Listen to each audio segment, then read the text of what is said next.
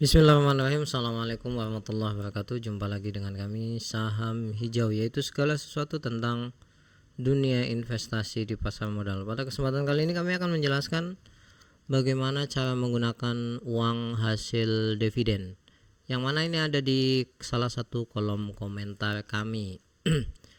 Sebelum lebih jauh, jangan lupa untuk subscribe, like, dan komen. Dan kalau Anda ingin ikuti grup premium kami atau mau privat dengan kami, bisa periksa di link deskripsi.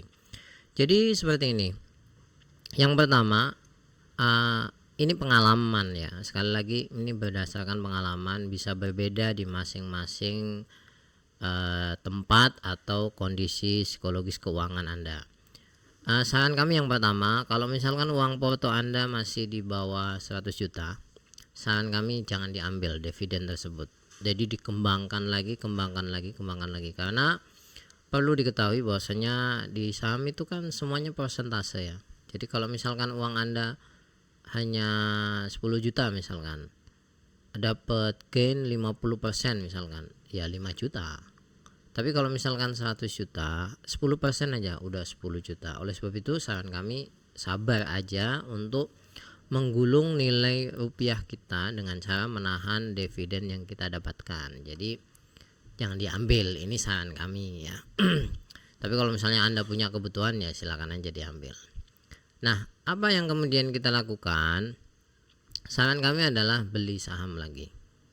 Ya, sekali lagi saran kami beli saham lagi. Nah, bagaimana cara membeli sahamnya? Inilah yang kami akan jelaskan. Yang pertama, jika saham sudah naik, cari saham lain yang masih murah. Maksudnya, Anda kan beli saham berdividen. Kemudian Anda dapatkan dividen dari saham tersebut. Nah, ternyata sahamnya naik setelah Anda mendapatkan dividen. Apa yang kemudian kita lakukan? Saran kami jangan membeli saham tersebut. Misalkan ada yang mengatakan average up aja, tapi kalau pengalaman kami ya agak rawan, sekali lagi agak rawan koreksi. Jadi contoh ini, kalau misalkan Anda membeli saham di sini ketika mau bagi dividen, ini kan saham Elsa mau bagi dividen di sini. Nah, kemudian setelah bagi dividen sahamnya turun, Anda boleh aja beli lagi di sini. Ya.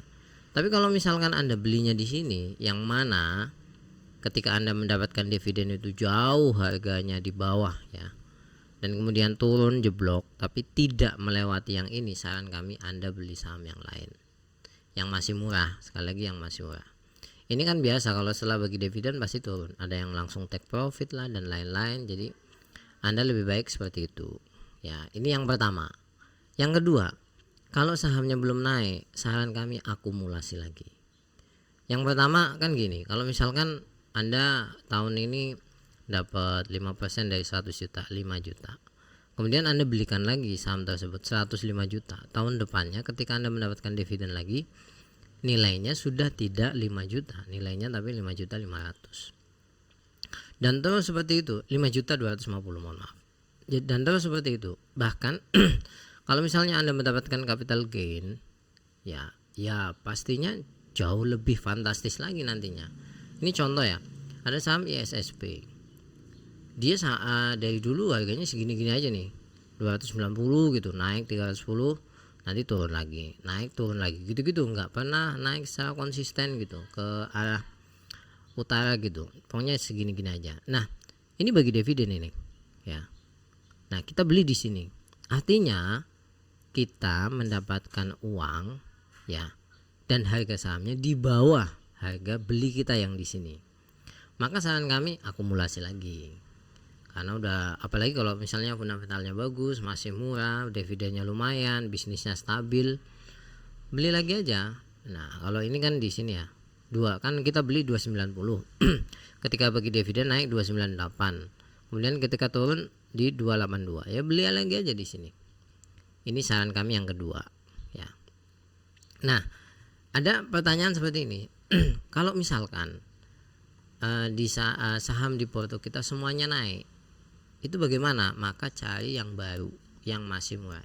Ingat sekali lagi, cari yang baru, yang masih murah. Walaupun dividen Anda hanya 3 juta, hanya 1 juta, hanya 500.000, cari saham baru. Ini pengalaman kami, yang masih murah. Nah sebaliknya kalau misalnya sahamnya ada yang belum naik, maka kita average down saham yang lain. Ini saya kasih contoh sederhana. Contoh ya, misalkan ini di portofolio kita ada UNTR, ada ELSA, ada ISSP, ada WiFi. Nah kemudian ini harga beli kita. Ini estimasi harga sekarang. Sekali lagi estimasi harga sekarang, kalau salah mohon maaf. Ya, contoh UNTR 23, ini 24. ELSA 450, ini belinya ya, tahu-tahu 520. ISSP 290, tahu-tahu 282. WiFi 200, tahu-tahu 230. Nah, kemudian kita dapat dividen dari satu ini, UNTR misalkan 5 juta, ELSA misalkan 3 juta, WiFi misalkan 2 juta, jadi total 10 juta. Tapi sahamnya udah naik semua nih. Saran kami jangan dikejar ya. Ya walaupun misalkan ada prospek sangat tinggi misalkan, ini kan berdasarkan pengalaman kami. Nah kalau kami mana yang average down? Yang ini, yang masih minus. Ya, yang masih minus ini yang kami kejar. Nah, bagaimana kalau misalkan ini plus, ini plus, ini plus, ini plus, semuanya sudah plus. Ya kita cari saham baru, misalkan kita beli Antam yang masih di bawah misalkan, atau Indofood yang masih di bawah, atau Astra yang masih di bawah. Jadi seperti itu polanya, sehingga pada akhirnya ini akan menggulung keuntungan kita setiap tahun dan semakin banyak. Ini pengalaman kami. Sekali lagi, kalau misalkan ada yang berbeda, cantumkan di kolom komentar, atau sanggahan cantumkan juga di kolom komentar. Terima kasih banyak. Jangan lupa untuk subscribe, like, dan komen. Tetap semangat, semoga saham kita hijau selalu agar kita selalu menikmati hidup ini dengan tenang. Sampai ketemu lagi. Assalamualaikum warahmatullahi wabarakatuh.